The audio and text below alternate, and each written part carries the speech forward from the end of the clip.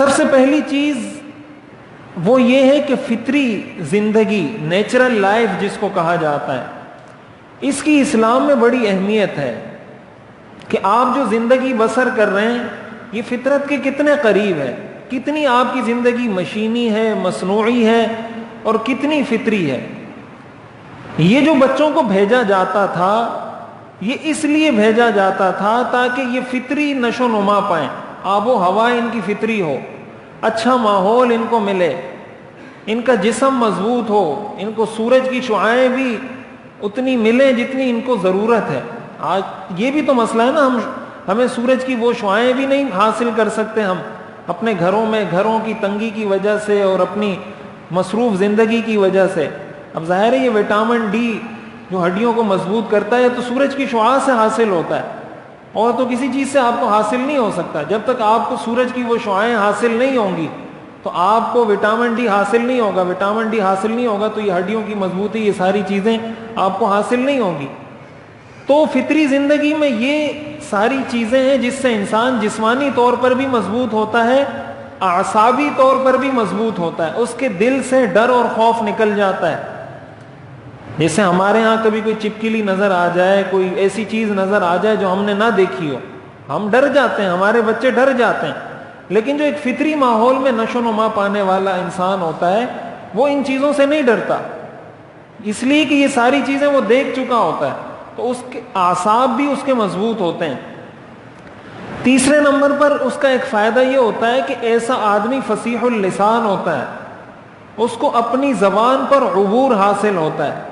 اب ظاہر ہے ایک وہ شخص ہے، مثلا کسی کی زبان پشتو ہے، اب ایک پشتو وہ شخص بولتا ہے جو گاؤں میں رہتا ہے، ایک پشتو وہ شخص بولتا ہے جو کراچی میں رہتا ہے، اسی طرح پنجابی ہے، ایک پنجابی وہ شخص بولتا ہے جو پنجاب میں رہتا ہے، ایک پنجابی وہ شخص بولتا ہے جو کراچی میں رہتا ہے۔ ظاہر ہے جتنی فصیح پنجابی یا جتنی فصیح پشتو یا کوئی بھی زبان وہ شخص بولتا ہے جو گاؤں میں رہتا ہے، شہر میں رہنے والا شخص اتنی فصیح زبان نہیں بول سکتا۔ اور یہ حضور علیہ الصلوۃ والسلام کی حدیث سے ثابت ہے۔ حضرت ابو بکر صدیق رضی اللہ تعالیٰ عنہ فرماتے ہیں، میں نے ایک دفعہ حضور علیہ الصلوۃ والسلام سے عرض کیا، لقد طفت فی العرب وسمعت فصحاءهم فما سمعت افصح منک، کہ میں پورے عرب میں گھوما ہوں اور ہر قبیلے کے لوگوں سے مجھے بات کرنے کا موقع ملا ہے، آپ سے زیادہ فصیح شخص میں نے پورے عرب میں نہیں دیکھا۔ یہ حضرت ابو بکر نے حضور علیہ الصلوۃ والسلام سے عرض کیا، تو اس پر حضور علیہ الصلوۃ والسلام نے دو باتیں ارشاد فرمائی۔ یہ ابن عساکر کی روایت ہے، آپ نے فرمایا ادبنی ربی ونشأت فی بنی سعد بن بکر۔ اس کی دو وجہیں، ایک تو اللہ نے میری تربیت کی ہے، ایک تو اللہ کا مجھ پر خصوصی احسان ہے کہ اللہ نے مجھے زبان کی فصاحت عطا کی ہے، دوسری وجہ یہ ہے کہ میں بنو سعد میں پلا بڑا ہوں، میری نشو نما بنو سعد میں ہوئی ہے، اس لیے میں فصیح اللسان ہوں۔ اور زبان کی فصاحت یہ بہت بڑی نعمت ہے، اچھے طریقے سے اپنا موقف، اپنا ما فی الضمیر، اپنا مدعا اچھے طریقے سے اچھے الفاظ میں بیان کرنا، یہ اللہ کی بہت بڑی نعمت ہے۔ اب دیکھیں ہماری زندگی، شہروں میں رہنے والے جو لوگ ہیں ان کی زندگی فطری زندگی سے بہت دور ہے، اور انسان، اسلام یہ دین فطرت ہے۔ اب میں آپ کو یہ مثال دیتا ہوں کہ انسان کی فطرت کبھی مسخ ہوتی ہے، کیسے مسخ ہوتی ہے اور اس کو پتہ کیوں نہیں چلتا۔ یہ آپ نے بہت سنا ہوگا کہ فطرت مسخ ہو جاتی ہے، فطرت مسخ ہو جاتی ہے۔ میں آپ کو ایک مثال سے بتاتا ہوں کہ پتہ چلے کہ فطرت مسخ کیسے ہوتی ہے، اور پھر کیوں انسان کو اسلام کی بات سمجھ میں نہیں آتی۔ وہ کہتا ہے نہیں یہ تو میری عقل نہیں مانتی، میری فطرت نہیں مانتی۔ اس کی فطرت مسخ ہو چکی ہوتی ہے، اس کی فطرت فطرت سلیمہ نہیں رہتی۔ جب انسان فطری زندگی سے دور ہوتا ہے، مثال کے طور پر ایک آدمی سگریٹ پیتا ہے، ایک آدمی گٹکا کھاتا ہے، کوئی بھی نشہ کرتا ہے۔ اب ہر انسان یہ بات جانتا ہے کہ گٹکا نقصان دہ چیز ہے، چرس پینا نقصان دہ چیز ہے، شراب پینا نقصان دہ چیز ہے، سگریٹ پینا نقصان دہ چیز ہے۔ اب وہ چونکہ چرس کا یا گٹکے کا یا پان کا یا سگریٹ کا اتنا عادی ہو جاتا ہے کہ ایک طرف آپ اس کو سگریٹ رکھیں یا گٹکا رکھیں، دوسری طرف آپ دودھ رکھیں، ایک طرف دودھ رکھیں, دوسری طرف گٹکا رکھیں, اور اس کو کہیں کہ ان دونوں میں سے کوئی ایک چیز آپ منتخب کریں, تو جب اس کے نشے کا ٹائم ہوگا وہ آپ سے دودھ نہیں لے گا, وہ آپ سے گٹکا لے گا, گٹکا کھائے گا. اب یہ آپ جانتے ہیں کہ بھائی اس کو تو جب آپ نے انتخاب کا موقع دیا کہ ان دونوں میں سے کوئی چیز, اب ہر عقل مند آدمی یہ جانتا ہے کہ دودھ گٹکے سے اچھی چیز ہے, لیکن وہ دودھ نہیں پی رہا, وہ گٹکا کھا رہا ہے. دودھ نہیں پی رہا, چرس پی رہا ہے. کیوں؟ اس لیے کہ وہ اس سگریٹ کے ساتھ, اس گٹکے کے ساتھ, اس چرس کے ساتھ اتنا عادی ہو چکا ہے زندگی میں کہ اب اس کو دودھ سے زیادہ قیمتی اور محبوب چیز وہ چرس اور گٹکا اور سگریٹ ہے. یہ کیا ہوا؟ یہ اس کی فطرت مسخ ہوئی ہے کہ اب اس کو اچھی چیز اچھی نہیں لگتی اور غلط چیز اس کو اچھی لگتی ہے, اس کے ساتھ عادی ہو جانے کی وجہ سے. تو انسان جب فطرت سے دور رہتا ہے, فطری چیزوں سے دور رہتا ہے, اب وقتی طور پر آپ اگر کسی سے گٹکا چھڑوانا چاہیں اس سے, یا سگریٹ چھڑوانا چاہیں, اور آپ اس کو کہیں کہ بھائی آپ دن میں 100 روپے کی سگریٹ پی جاتے ہیں, تو اس کی جگہ آپ 50 روپے کا دودھ پی لیں, فائدے کا فائدہ ہوگا اور 50 روپے بچ بھی جائیں گے. تو آپ کیا سمجھتے ہیں, آپ کی یہ بات اس کو سمجھ میں آئے گی؟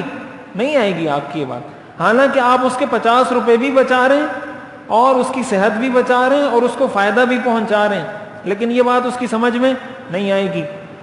اب وہ یہ کہے گا کہ نہیں, میری سمجھ میں تو یہی آتا ہے, میری عقل تو یہی کہتی ہے کہ بھائی سگریٹ میں زیادہ مزہ ہے, اس کا فائدہ زیادہ ہے, تم مجھے کہتے ہو دودھ پیو.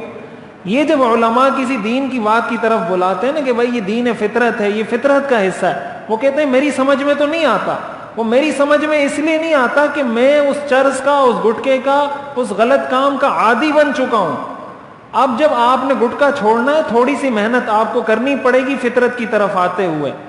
اس کا یہ مطلب ہرگز نہیں ہوگا کہ چرس یا گٹکا یہ فطری چیزیں بن گئی اور دودھ یہ غیر فطری چیزیں بن گئی. اس کا مطلب یہ ہوگا کہ آپ کی فطرت خراب ہو چکی ہے.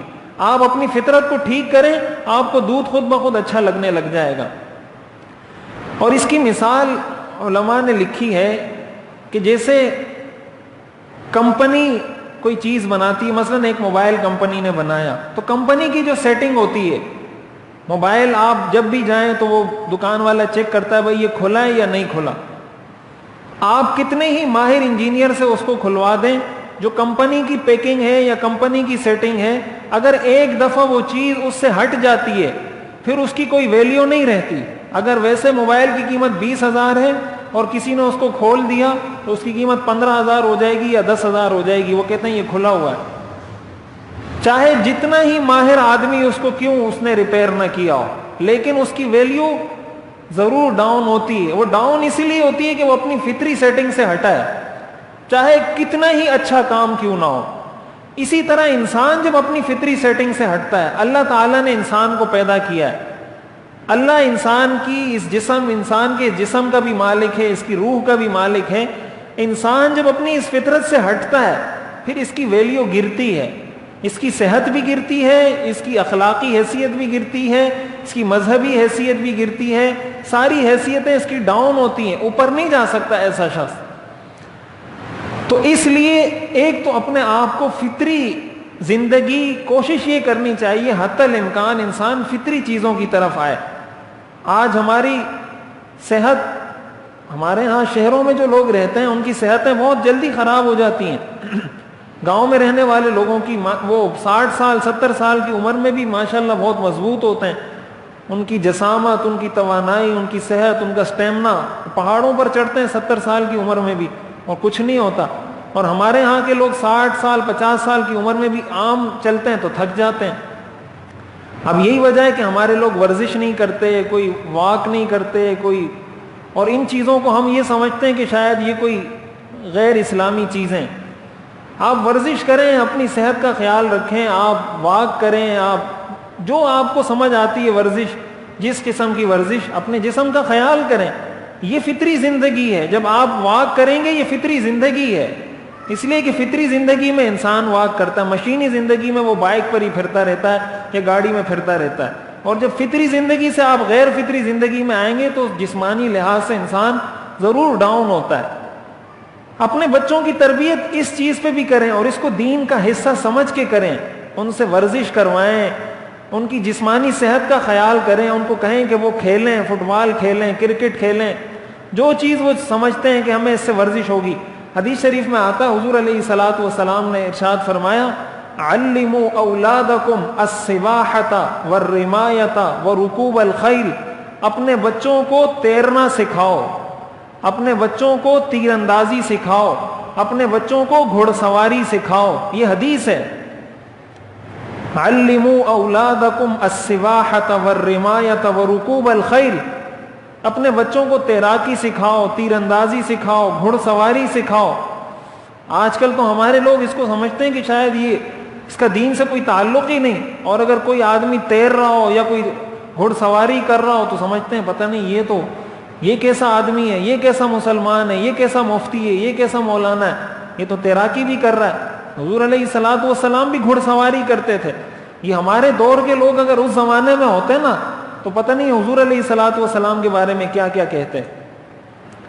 حضور علیہ الصلوۃ والسلام گھڑ سواری بھی کرتے تھے، آپ نے باقاعدہ ترغیب دی ہے اس کی۔ حضرت عمر رضی اللہ تعالیٰ عنہ اس کی باقاعدہ ترغیب دیا کرتے تھے، تعلیم دیا کرتے تھے کہ اپنے بچوں کو سکھائیں۔ تو آج موبائل کی وجہ سے، کمپیوٹر اور انٹرنیٹ کی وجہ سے ہمارے بچے، پہلے شہروں میں بھی یہ نعمت ان کو میسر تھی کہ کھیل لیتے تھے، ورزش کر لیتے تھے، اب جب سے موبائل آیا ہے تو یہ چیز بھی چھوٹ گئی ہے۔ اب جب ایک بچہ گھر سے نکلے گا ہی نہیں، وہ اسکول جائے گا، اسکول سے گھر میں آ کے 2-3 گھنٹے موبائل کے سامنے بیٹھا رہے گا، اس کی نشو نما کہاں سے ہوگی؟ اس کو کہاں زندگی گزارنے کا ڈھنگ اور طریقہ اس کو آئے گا؟ یہی وجہ ہے کہ ہمارے بچوں کی صحتیں دن بدن گرتی جا رہی ہیں، ہماری صحتیں دن بدن گرتی جا رہی ہیں، ہم ان چیزوں کی طرف توجہ نہیں دیتے۔ تو میں یہ عرض کر رہا تھا کہ ہم اپنے جسم سے غافل ہو گئے ہیں، اپنی جسمانی صحت سے ہم غافل ہیں، ہمیں نہیں پتا ہم کیا کھا رہے ہیں۔ اب مصنوعات جو پیک چیزیں آتی ہیں ہم وہ کھا رہے ہیں، اپنے جسم میں داخل کر رہے ہیں، کولڈ ڈرنک پی رہے ہیں، جوسز جو ڈبوں میں پیک آتے ہیں یہ پی رہے ہیں، ڈبوں کا دودھ استعمال کر رہے ہیں، پتہ نہیں کیا کیا چیزیں ہم استعمال کر رہے ہیں، ہمیں کچھ نہیں پتا کہ کیا ہے کیا نہیں۔ اور آپ اگر دودھ لینے بھی جائیں تو دودھ والوں نے پتہ نہیں اس میں کیا کیا ملایا ہوتا ہے۔ عجیب و غریب قسم کی چیزیں انسان کو دیکھنے کو ملتی ہیں۔ آج کل دودھ میں وہ اراروٹ ہوتا ہے، کیا بولتے ہیں اس کو، کلف جو ہوتا ہے جس سے کپڑوں کو کلف دیا جاتا ہے، دودھ میں وہ ملاتے ہیں تاکہ وہ گاڑھا ہو جائے، کلف، اور ہم لوگ وہ دودھ پی رہے ہوتے ہیں۔ وہ جو ہم کہتے ہیں کہ ڈبوں کا دودھ نہیں پیئیں گے، جا کے تازہ دودھ کسی سے لے کر آتے ہیں، انہوں نے اس کے اندر وہ ملایا ہوتا ہے۔ تو اتنی ہماری زندگی میں یہ عرض کر رہا ہوں غیر فطری ہوتی جا رہی ہے، فطرت سے دور ہوتی جا رہی ہے، جس کی وجہ سے ہمیں پریشانی ہے۔ دیکھیں اللہ تعالیٰ کے ہر کام میں اتنی حکمتیں ہیں۔ ایک جگہ میں نے پڑھا کہ دیکھیں انسان جب بوڑھا ہوتا ہے، فطرت کا کوئی جواب نہیں ہے، فطرت کا کوئی اور جو ہے نا اس کا کوئی الٹرنیٹ نہیں ہے۔ انسان بوڑھا ہوتا ہے، اللہ تعالیٰ اس کے دانت اس کے ٹوٹ جاتے ہیں یا گر جاتے ہیں، 1 دانت 2 دانت 3 دانت۔ اب دیکھیں اس کے اندر لکھا ہے کہ حکمت یہ ہے کہ جب انسان بوڑھا ہوتا ہے تو اس کا معدہ بھی کمزور ہو جاتا ہے۔ اگر اس کے یہ دانت نہ ٹوٹتے تو یہ وہ ساری چیزیں کھاتا جو یہ جوانی میں بھی کھاتا تھا، اور اس کا معدہ برداشت کر نہیں سکتا ان چیزوں کو، سخت چیزیں کھاتا جو جوانی میں انسان کھاتا ہے، اور چونکہ اس کا پورا جسم کمزور ہوا ہے تو معدہ بھی کمزور ہے۔ اب اگر اس کے دانت کو اللہ کمزور نہ کرے تو یہ وہ ساری چیزیں کھائے گا، نتیجے میں اس کے معدے میں وہ چیزیں جائیں گی، معدہ خراب ہوگا، بیماریاں لگیں گی۔ اللہ تعالیٰ نے اس کے دانت کمزور کر دیے تاکہ یہ جب کھائے تو خود ہی کہے کہ بھائی مجھے نرم چیز کھلاؤ، تاکہ اس کا معدہ پہلے سے ٹھیک رہے۔ اب ہم تو اس کو عذاب سمجھتے ہیں، لیکن اللہ تعالیٰ انسان کی اس فطری زندگی کا خیال کر رہے ہوتے ہیں۔ اس طرح کانوں کی سماعت کمزور ہوتی ہے۔ اب جب انسان بوڑھا ہوتا ہے تو ظاہر ہے یہ فطری چیز ہے، انسان کی طبیعت میں چڑچڑا پن آتا ہے۔ اب اگر اس کے کان بالکل اسی طرح کام کریں جس طرح جوانی میں کرتے تھے تو اس کی طبیعت میں چڑچڑا پن فطری ہے، اور ایک ایک بات سن کر اس کو غصہ آئے گا، ایک ایک بات سن کر پریشان ہوگا، اس کا بلڈ پریشر ہائی ہوگا، اعصابی لحاظ سے پریشان ہوگا۔ اللہ تعالیٰ کانوں کی سماعت کمزور کر دیتے ہیں کہ اس کو سنائی نہیں دیتا سامنے والا کیا بول رہا ہے کیا نہیں بول رہا، وہ اپنی زندگی میں مگن ہوتا ہے یا اپنی زندگی میں مگن ہوتا ہے۔ اب ہم اس کو عذاب سمجھ رہے ہوتے ہیں، لیکن اللہ تعالیٰ یہ پورا ایک سسٹم چلا رہے ہیں، پوری ایک سائیکل ہے، پوری ایک چین ہے.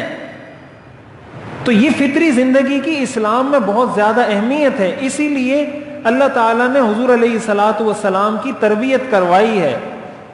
آپ کی جو پرورش بنو سعد میں ہوئی ہے وہ اسی لیے ہوئی ہے کہ آپ فطری زندگی پر جب پرورش پائیں گے تو آپ ایک اچھی لائف، اچھی زندگی گزار سکیں گے. خلاصہ کلام میری بات کا یہ ہے کہ اپنی زندگی پر بھی غور کریں اور اس کو اسلام کی تعلیم سمجھ کر غور کریں. یہ میں آپ کو کوئی طبی مشورے نہیں دے رہا کہ آپ یہ کہیں کہ یہ ڈاکٹر، یہ تو ڈاکٹروں کی باتیں، حکیموں، طبی مشورے نہیں، یہ قرآن اور حدیث بیان کر رہا ہوں آپ کے سامنے. قرآن اور حدیث کی بات بتا رہا ہوں کہ یہ قرآن اور حدیث کی تعلیم ہے کہ اپنے جسم کا خیال کریں، اپنے بچوں کی جسمانی صحت کا خیال کریں، جسمانی نشو و نما کا خیال کریں، ان کی صحت کا، ان کی ورزش کا، ان کی خوراک کا، ان ساری چیزوں کا خیال کریں. اور یہ والدین کی ذمہ داری ہے اور ہر شخص پر اپنی بھی ذمہ داری ہے کہ وہ اپنی زندگی کا، اپنی صحت کا بھی خیال رکھے.